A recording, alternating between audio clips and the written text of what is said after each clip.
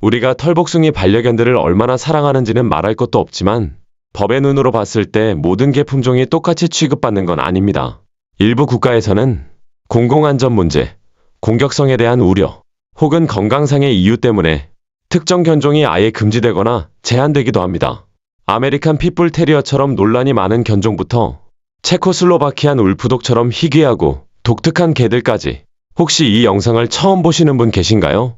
그렇다면 구독과 좋아요, 알림 설정 부탁드려요. 지금부터 전 세계에서 법적으로 문제가 되거나 소유가 제한된 개 품종 20가지를 소개해드리겠습니다. 22. 로트와일러. 로트와일러는 강인하고 힘이 넘치는 개로 그 조상은 고대 로마 군단이 데리고 다니던 마스티프 계열의 개들입니다. 혈통부터가 상당히 유서 깊은 견종이라고 할 수 있죠.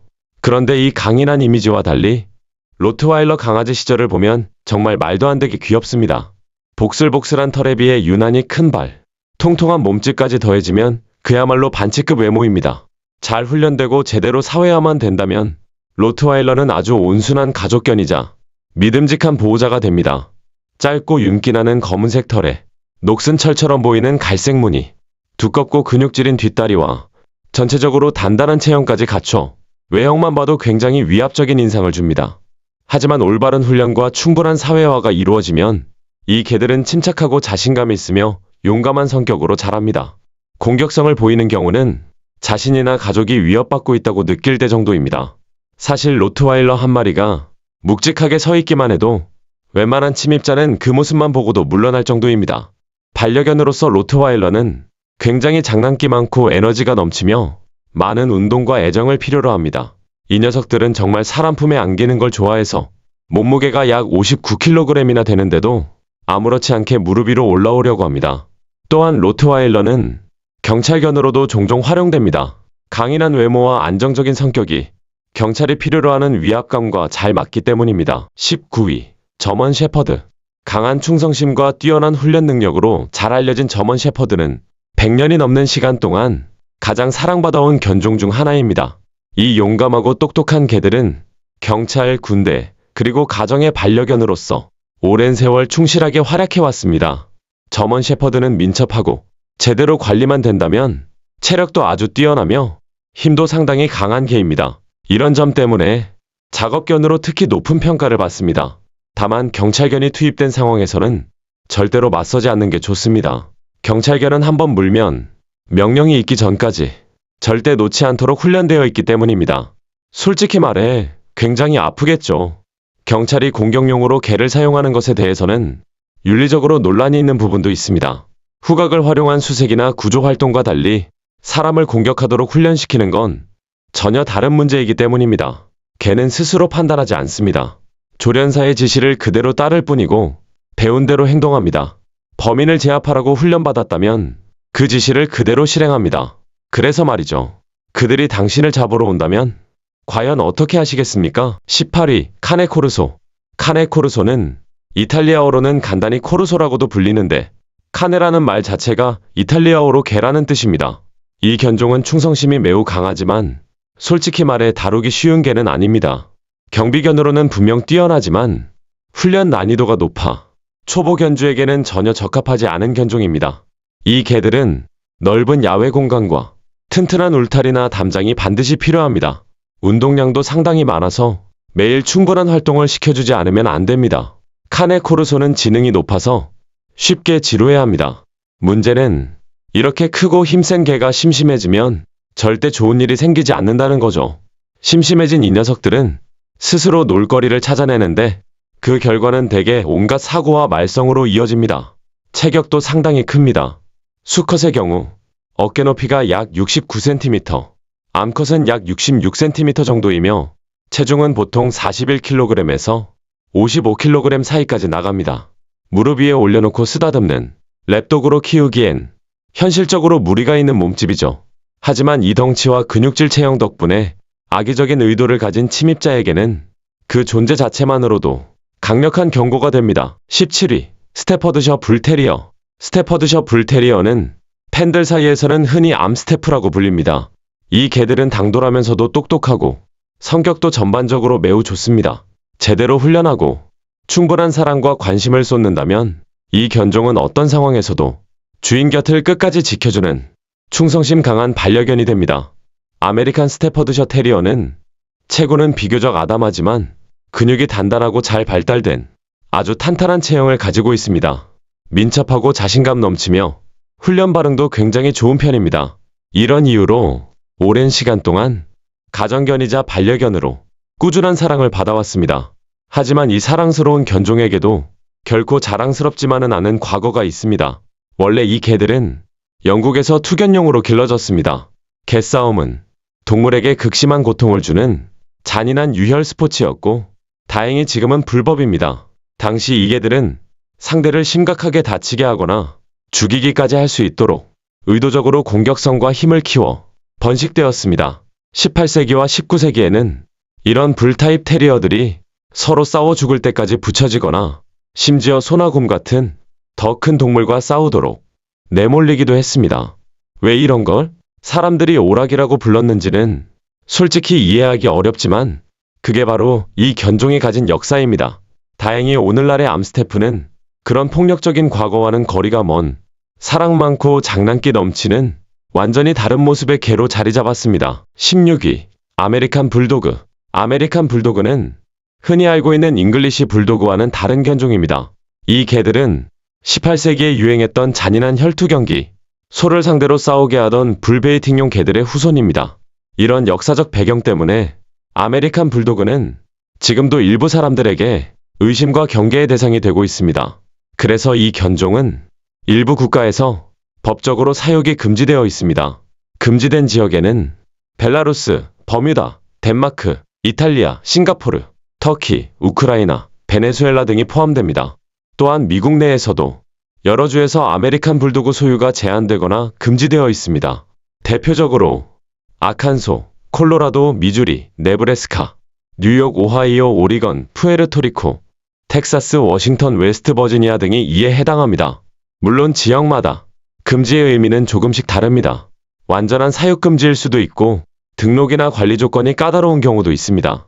하지만 분명한 건 아메리칸 불도그가 여러 지역에서 환영받는 견종은 아니라는 점입니다.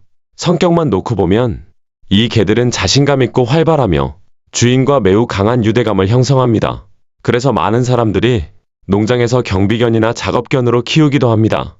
충성심이 강한 만큼 낯선 사람에게는 차갑거나 경계심을 보이도록 훈련되는 경우도 많습니다. 결국 중요한 건 이겁니다. 아메리칸 불도그 역시 다른 모든 개들과 마찬가지로 견주의 책임과 훈련 방식에 따라 달라진다는 점입니다. 제대로 관리하고 훈련하고 통제한다면 이 견종이 특별히 더 위험할 이유는 없습니다. 하지만 공격적으로 키운다면 그 결과 역시 그대로 나타날 뿐입니다. 이건 아주 단순한 이야기입니다. 15위 티베탄 마스티프. 티베탄 마스티프는 다소 냉담해 보일 수 있고 성격적으로도 상당히 다루기 까다로운 견종입니다. 일반적인 반려견이라고 보기는 어렵습니다. 적절한 환경에서는 아주 뛰어난 경비견이 될 수 있지만 훈련 난이도가 높고 성격도 독특해서 누구에게나 어울리는 개는 아닙니다. 사람과 함께 자라난 경우에는 가족에게 매우 충성스럽고 애정도 많지만 낯선 사람에 대해서는 극도로 경계심을 보입니다. 심지어 집안에 들어올 수 있는 사람을 스스로 가려서 판단할 정도입니다. 솔직히 말해 방문객을 싫어하거나 혼자 조용히 지내는 걸 좋아하는 분이라면 이 개가 딱 맞을 수도 있습니다. 하지만 사회생활을 즐기거나 아이들에게 친구가 자주 오가는 집이라면 티베탄 마스티프는 너무 예민한 선택일 수 있습니다. 이 견종은 시끄럽거나 과격한 행동을 위협으로 받아들이는 경향이 강합니다. 그래서 본인이 마음에 들지 않는 사람에게는 공격적인 태도를 보일 수도 있습니다. 더 문제인 건 이 개들이 한번 사람을 판단하면 그 생각을 잘 바꾸지 않는다는 점입니다. 설명하거나 오해를 풀 기회도 거의 주지 않습니다. 충성심은 정말 뛰어나고 경비 능력도 탁월하지만 다른 개들과 어울리는 데는 거의 소질이 없습니다. 공원에 데리고 나갔다가는 큰 곤란을 겪을 가능성도 있습니다. 14위 골드동. 이름만 들으면 우스운 상상을 하게 만들지만 아쉽게도 새가 아니라 아주 평범한 개입니다. 이름은 다소 황당하지만 견종 자체는 전혀 가볍지 않습니다. 골드동은 과거 영국 식민지 시절의 인도 지역, 현재의 파키스탄 일대에서 약 120년 전에 만들어진 견종입니다. 이 개는 처음부터 투견용으로 개발되었습니다. 이런 이야기는 참 안타깝지만 이 리스트에 등장하는 많은 견종이 그렇듯 골드동 역시 인간의 잔인한 오락을 위해 의도적으로 공격성과 힘을 강화해 번식된 개입니다. 당시 사람들은 개싸움이라는 폭력적인 스포츠에서 쾌락을 느꼈고 이 개들은 그 도구로 이용됐습니다. 오늘날의 골드동은 경비견이나 작업견으로 주로 활용됩니다. 이 견종은 민첩하고 지능이 높으며 주인에게 극도로 충성합니다. 성체가 되면 체중이 약 64kg까지 자랄 수 있을 정도로 체구도 상당히 큽니다. 다만 이 개를 제대로 키우기 위해서는 경험 많은 견주가 반드시 필요합니다. 훈련이 어렵고 통제에 실패할 경우 위험해질 수 있는 견종이기 때문입니다. 13위 블루노즈 핏불. 블루노즈 핏불은 아메리칸 스테퍼드셔 테리어나 아메리칸 핏불 테리어에 속하는 개들로 특정 유전적 특징 때문에 푸른빛이 도는 회색 털을 가진 것이 특징입니다. 블루노즈 핏불을 포함한 대형 핏불 계열 견종들은 당돌하고 똑똑하며 전반적으로 성격도 매우 좋습니다. 이 개들은 기본적으로 사람과의 교감을 무엇보다 중요하게 여깁니다. 제대로 훈련하고 충분한 관심과 사랑을 주면 이 개들은 어떤 상황에서도 주인 곁을 지키는 든든한 동반자가 됩니다. 블루노즈 핏불은 체구가 다부지고 근육이 잘 발달된 견종으로 뚜렷한 근육선과 마치 영화배우를 연상시키는 선명한 얼굴 윤곽을 가지고 있습니다. 민첩하고 자신감이 넘치며 훈련 반응도 뛰어나기 때문에 반려견으로 꾸준히 인기가 많습니다. 과거에는 아이들을 지켜주는 보호견 역할을 잘한다고 해서 베이비시터 개라고 불리기도 했습니다. 그만큼 가족에 대한 충성심이 강했기 때문입니다. 하지만 이 견종 역시 출발부터 순탄했던 건 아닙니다. 원래 이 개들은 영국에서 투견용으로 길러졌습니다. 개싸움은 지금은 불법이 된 극도로 잔인한 유혈 스포츠였고 당시 이 개들은 상대를 심각하게 다치게 하거나 죽일 수 있도록 공격성과 힘을 극대화해 번식되었습니다. 18세기와 19세기에는 이런 불테리어 계열 개들이 서로 죽을 때까지 싸우게 하거나 소나 곰 같은 더 큰 동물에게 던져져 공격하도록 훈련되기도 했습니다. 왜 이런 행위가 오락으로 여겨졌는지는 지금으로서는 도무지 이해하기 어렵지만 이것이 바로 이 견종이 가진 역사입니다. 다행히 오늘날의 블루노즈 핏불은 그런 폭력적인 과거와는 거리가 먼 사랑 많고 장난기 넘치는 개로 완전히 달라졌습니다. 12위 도고 아르헨티노. 도고 아르헨티노는 거대하고 근육질인 체형으로 단번에 시선을 압도하는 견종입니다. 이 개들은 본래 사냥견이자 작업견으로 길러졌으며 아르헨티나 마스티프 혹은 아르헨티나 도고라고도 불립니다. 도고 아르헨티노는 대형 사냥감을 상대하도록 만들어졌습니다. 특히 거대한 멧돼지 같은 위험한 야생동물을 사냥하는데 탁월한 능력을 보입니다. 이 견종은 투견 계열의 개들을 기반으로 개량된 역사를 가지고 있어 조상 중에는 상당히 공격적이고 폭력적인 개들이 많았습니다. 다만 이 견종의 애호가들은 그런 투견 성향은 이미 충분히 제거되었다고 주장합니다. 하지만 솔직히 말해 혹시라도 공격성이 조금이라도 남아있다면 직접 확인해보고 싶지는 않죠. 몸집부터가 워낙 크고 힘도 엄청나기 때문입니다. 도고 아르헨티노는 경찰이나 군에서 임무 수행용으로 활용되기도 하지만 사냥 본능이 워낙 강한 만큼 수색 구조견으로 활용하는 것이 가장 적합하다는 의견도 많습니다. 무엇보다 중요한 건 이 견종은 반드시 어릴 때부터 철저한 훈련을 받아야 한다는 점입니다. 의지력과 근력이 모두 강한 개이기 때문에 통제되지 않은 상태가 되면 굉장히 위험해질 수 있습니다. 통제가 되지 않는 도고 아르헨티노가 날뛰는 상황은 상상만 해도 끔찍합니다. 이런 이유로 도고 아르헨티노는 일부 국가에서 위험 견종으로 분류되어 사육이 금지되어 있습니다. 따라서 누구나 쉽게 키울 수 있는 반려견은 아닙니다. 11위 토사 이누. 토사 이누는 일본이 원산지인 대형 견종입니다. 이누는 일본어로 개를 뜻합니다. 이 웅장한 개들은 원래 개싸움을 위해 만들어진 견종입니다. 불도그, 마스티프, 그레이트 데인 같은 대형 견종들을 교배해 탄생했으며 지금의 외형에서도 그 거대한 혈통의 흔적이 그대로 보입니다. 토사 이누는 희귀한 견종으로 제2차 세계대전이라는 격동의 시기를 거치며 거의 멸종될 뻔했습니다. 하지만 일부 애호가들의 노력으로 간신히 명맥을 이어오게 되었고 지금도 여전히 사랑받고 있습니다. 과거에는 마치 무사나 역사적 영웅처럼 의식용 복장을 입혀 공식 행사에 등장시키기도 했습니다. 이 개의 목적은 분명했습니다. 최대한 크고 강력한 싸움용 개를 만드는 것이었습니다. 공식적으로는 사람에게 공격성을 보이지 않도록 개량되었다고 하지만 실제로는 그렇지 않은 경우도 있습니다. 특히 토사 이누는 다른 동물, 그 중에서도 다른 개에 대해 강한 공격성을 보일 수 있습니다. 이건 성격 문제라기보다는 애초에 그렇게 만들어진 견종이기 때문입니다. 그래서 토사 이누를 키우는 사람은 항상 극도로 주의해야 합니다.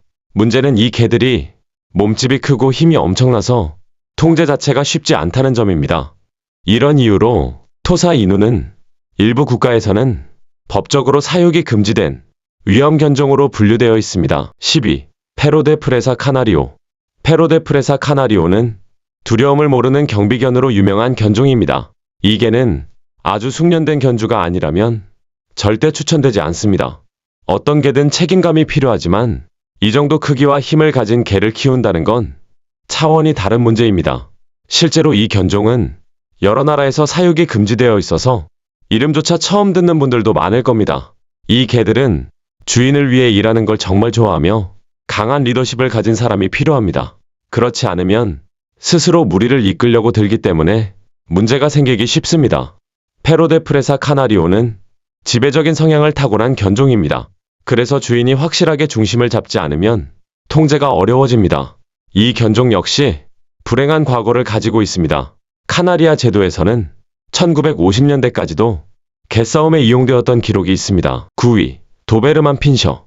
귀가 쫑긋 서 있고 항상 경계태세를 갖춘 모습의 도베르만 핀셔는 19세기 독일에서 공격적인 경비견을 목적으로 만들어진 견종입니다.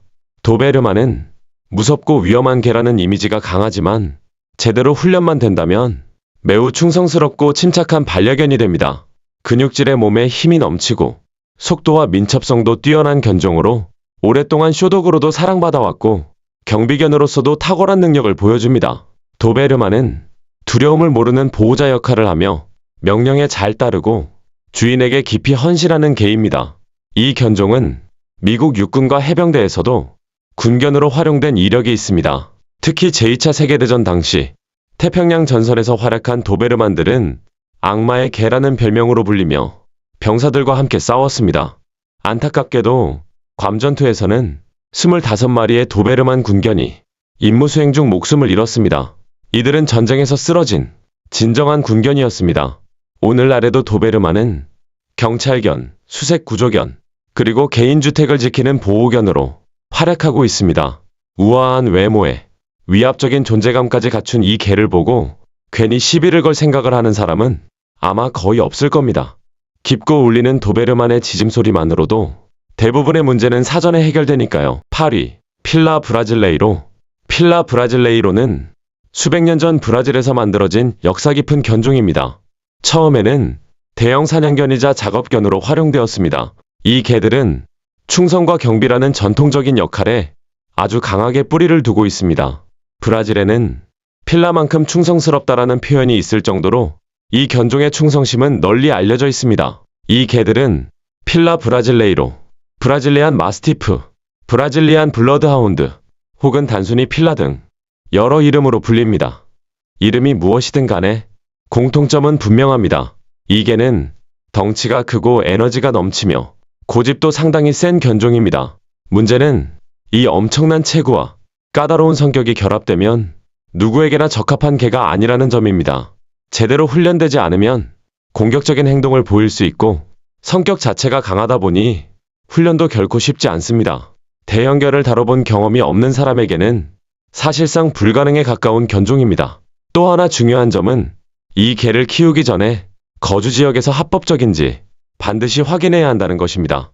필라 브라질레이로는 영국, 호주, 뉴질랜드, 노르웨이, 덴마크 등 여러 나라에서 위험 견종으로 분류되어 번식과 판매가 금지되어 있습니다.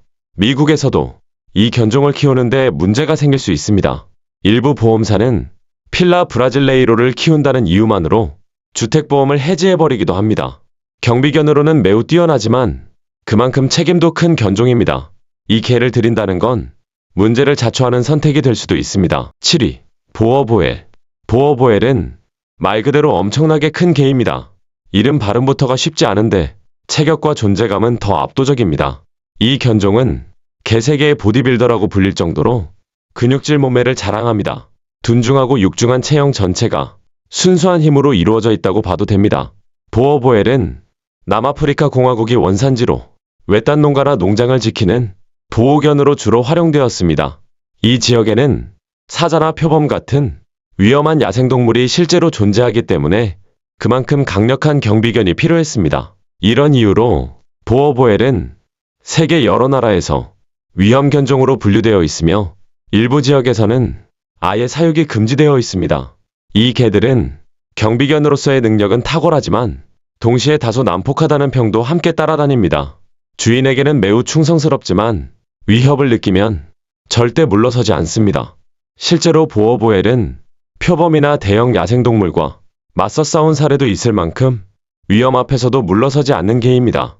이런 용맹함은 경비견으로서는 장점이지만 낯선 사람이나 동물에게 공격성으로 이어질 수 있다는 점에서 큰 위험 요소가 되기도 합니다. 그래서 보어보엘은 아주 철저한 훈련과 극도로 책임감 있는 견주가 필요합니다. 그렇지 않으면 상황은 순식간에 통제 불가능한 방향으로 흘러갈 수 있습니다. 특히 수컷의 경우 체중이 약 91kg까지 나가기도 합니다. 이 정도 체구의 개가 문제를 일으킨다면 그 결과는 상상하기조차 어렵습니다. 역사적으로도 보어보엘은 전쟁견으로 활용된 기록이 있습니다. 그만큼 힘과 공격성이 강한 견종이라는 뜻이죠. 6위, 칸갈. 칸갈은 터키에서는 사실상 국견으로 여겨질 만큼 상징적인 대형 견종입니다. 체구부터가 위압적이고 전통적으로 가축을 보호하기 위해 길러진 개입니다. 칸갈은 목양견이라기보다는 무리를 지키는 수호견에 가깝습니다. 곰, 늑대, 자칼처럼 상당히 큰 포식자로부터 가축을 지켜내는 역할을 해왔습니다. 이 말은 곧 이 개의 혈통에는 경비견의 본능이 아주 깊게 새겨져 있다는 뜻이기도 합니다. 미국에서는 칸갈과 매우 가까운 견종이 아나톨리안 shepherd 도그로 불리며 현재도 미국 전역에서 가축 보호용으로 널리 활용되고 있습니다. 이 견종의 조상은 무려 기원전 2000년경 고대 바빌로니아 제국 시기에 벽화와 예술작품에도 등장합니다. 심지어 성경 속 이야기에도 이 계통의 개들이 언급될 정도입니다. 1950년대에 들어서면서 미국의 목장주들이 이 대형 작업견들을 본격적으로 들여오기 시작했고 그 이후 수십 년 동안 양부터 라마, 타조에 이르기까지 다양한 가축을 지키는 역할을 맡아왔습니다. 늑대를 쫓아낼 정도로 용맹한 개이니만큼 경비견으로서의 능력은 의심의 여지가 없습니다. 칸갈은 세계에서 가장 뛰어난 가축 수호견 중 하나로 평가받고 있습니다. 5위, 울프독. 어떤 사람들, 솔직히 말해 대부분은 꽤 과감한 사람들이겠죠. 이런 사람들에게 늑대를 반려동물로 키운다는 생각은 도저히 거부할 수 없는 매력으로 다가옵니다. 물론 늑대는 예의 바른 집안 식구와는 거리가 멀고 야생동물 특유의 냄새나 습성도 강합니다. 그럼에도 불구하고 늑대를 길들여 집으로 들이고 싶어하는 욕구는 여전히 존재합니다. 그래서 등장한 것이 울프독, 즉 늑대와 개의 혼종입니다. 울프독은 늑대의 야생성을 조금 줄이고 가정 환경에 조금이라도 적응할 수 있게 만들려는 시도에서 탄생한 견종입니다. 말하자면 가구의 소변을 보는 확률을 조금이라도 낮추려는 절충안 같은 존재죠. 여기서 중요한 사실 하나. 야생에서 늑대를 데려오는 행위는 불법일 뿐만 아니라 극도로 위험하고 무례한 행동입니다. 그러니 그 대신 늑대를 닮은 개를 선택하는 겁니다. 울프독은 외형상으로는 야생 늑대와 거의 구분이 안 될 정도로 비슷해 보이는 경우도 많습니다. 다만 그 안에는 조금의 가정견 혈통이 섞여 있습니다. 이때 주로 사용되는 견종은 저먼 shepherd, 시베리안 허스키, 알래스칸 말라뮤트 같은 개들입니다. 이 견종들은 이미 외형 자체가 늑대와 비슷하기 때문에 야생적인 인상을 크게 해치지 않습니다. 다만 한 가지 분명한 건 울프독에 사용되는 늑대들은 완전히 야생에서 자란 개체가 아니라 사육 환경에서 자란 늑대라는 점입니다. 그래서 이 안에 얼마나 많은 야생성이 남아있는지는 사실 정확히 알기 어렵습니다. 4위, 코카시안 오브차카. 코카시안 오브차카는 용감하고 충성심이 극도로 강한 작업견입니다. 이 견종은 러시아 산악지역에서 양을 지키고 사람을 야생동물로부터 보호하기 위해 길러졌습니다. 환경부터가 험합니다. 지구에서도 손꼽히게 거친 지역에서 수백 년 동안 살아남아온 개들이죠. 그래서 이 견종은 정말 강인합니다. 이 개들은 곰이나 늑대 같은 맹수에게도 맞설 준비가 되어 있습니다. 소심함과는 거리가 아주 먼 견종입니다. 이런 용맹함과 힘 때문에 코카시안 오브차카는 훈련이 상당히 까다롭습니다. 인내심 있고 대형견을 다뤄본 경험이 풍부한 견주가 아니면 공격적인 성향을 제어하기 어렵습니다. 하지만 이 공격성은 무작위적인 성격 문제가 아니라 수호견으로서의 역할을 수행하도록 의도적으로 선택된 특성입니다. 이 개들은 자신이 지켜야 할 대상에는 끝없는 충성을 보입니다. 경험 많은 견주에게는 이보다 더 든든한 보호견도 드뭅니다. 농장이나 외딴 지역에서 실제 늑대 위협이 있는 상황이라면 이 견종은 최고의 선택이 될 수 있습니다. 역사적으로도 코카시안 오브차카는 산악지대를 순찰하며 가축을 지켜왔고 교도소 경비견으로 사용되었으며 냉전 시절에는 동베를린 장벽을 지키는데 투입되기도 했습니다. 이 개들은 말 그대로 웬만한 상황은 다 감당해온 견종이라고 볼 수 있습니다. 3위, 허스키. 허스키는 분명히 외모만 보면 정말 아름다운 개입니다. 하지만 동시에 상당히 손이 많이 가는 견종이기도 합니다. 물론 북극 툰드라 같은 환경에 살고 있다면 이 개들은 당신 대신 하루 종일 일을 해줄 수도 있겠죠. 하지만 대부분의 사람들은 그런 환경에서 살고 있지 않습니다. 그래서 현실적으로 보면 허스키는 일반 가정에 가장 적합한 반려견이라고 말하기는 어렵습니다. 심지어 법적으로 사육이 허용된 지역이라 하더라도 허스키를 키운다는 이유만으로 집을 구하기가 어려워지는 경우도 많습니다. 아파트나 공동주택에서는 출입 자체가 제한되는 경우가 흔합니다. 그 이유 중 하나는 허스키가 중형견에 해당하고 일부 건물에서는 크기 기준으로 견종을 제한하기 때문입니다. 또 다른 이유는 허스키가 굉장히 시끄럽고 파괴적인 행동을 보일 수 있기 때문입니다. 하지만 이건 허스키의 잘못이라기보다는 이 개들이 원래 엄청난 활동량을 필요로 하는 작업견이기 때문입니다. 충분히 뛰고 달리고 움직이지 못하면 허스키는 큰 스트레스를 받게 되고 그 결과로 집안 물건을 망가뜨리거나 소파를 갉아먹는 일이 벌어지기도 합니다. 그래서 단순히 예쁘니까라는 이유만으로 허스키를 키우는 건 결코 좋은 선택이 아닙니다. 이 개들은 하루 종일 달릴 수 있을 정도의 운동량이 필요합니다. 그렇지 않으면 당신의 집이 그 대가를 치르게 될지도 모릅니다. 2위, 세인트 버나드. 영화 베토벤을 본 사람이라면 이 크고 침을 많이 흘리는 개를 사랑하지 않기란 쉽지 않을 겁니다. 덩치만큼이나 성격도 큰 아주 인상적인 견종이죠. 세인트 버나드라는 이름은 스위스의 세인트 버나드 수도원에서 유래했습니다. 이곳에서 처음에는 수도원과 그 주변을 지키는 경비견으로 길러졌습니다. 하지만 이 견종이 진짜로 유명해진 이유는 험준한 산악 지형에서 길을 잃거나 다친 여행자들을 찾아내고 구조하는 역할을 했기 때문입니다. 기록에 따르면 세인트 버나드는 험한 알프스 산맥의 산길에서 무려 2,000명이 넘는 사람들의 생명을 구해냈다고 전해집니다. 그야말로 전설적인 구조견이었던 셈입니다. 오늘날 세인트 버나드는 넓은 공간을 가진 가정에서 가족견으로 사랑받고 있습니다. 다만 전제 조건이 있습니다. 공간이 충분해야 한다는 겁니다. 이 개는 성체가 되면 체중이 약 82kg까지 나가는 초대형견입니다. 마당이나 넓은 실내 공간 없이 키우기엔 현실적으로 무리가 있습니다. 또 하나 중요한 점은 이 개들이 서늘한 기후를 훨씬 선호한다는 것입니다. 원래 산악 지역에서 추위를 견디도록 길러진 견종이기 때문에 더운 날씨는 건강에 좋지 않습니다. 그리고 한 가지 더, 세인트 버나드는 침을 정말 많이 흘립니다. 청결에 민감한 분이라면 이 점이 꽤 큰 부담이 될 수 있습니다. 그럼에도 불구하고 이 개들은 가족을 깊이 사랑하고 끝까지 지키려는 성향을 가진 아주 다정한 보호자입니다.